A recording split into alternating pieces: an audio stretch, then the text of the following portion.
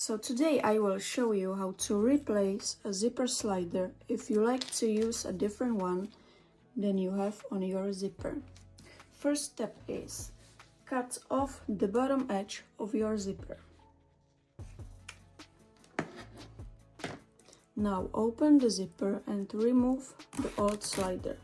You can throw it away or you can save it for later.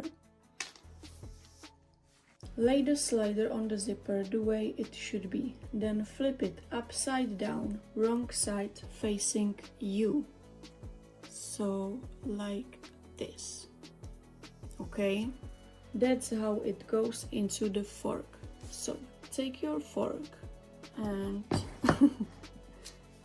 so now take your fork and weigh down the other end of the fork so it won't move. Now take the new slider and place it onto a fork between the prongs.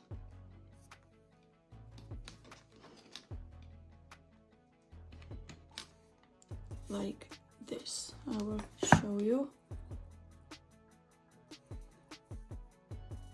Like this. So, weight your fork. Take both zipper ends, teeth facing each other, wrong side up, and slide them into the slider at the same time. So we will slide them at the same time.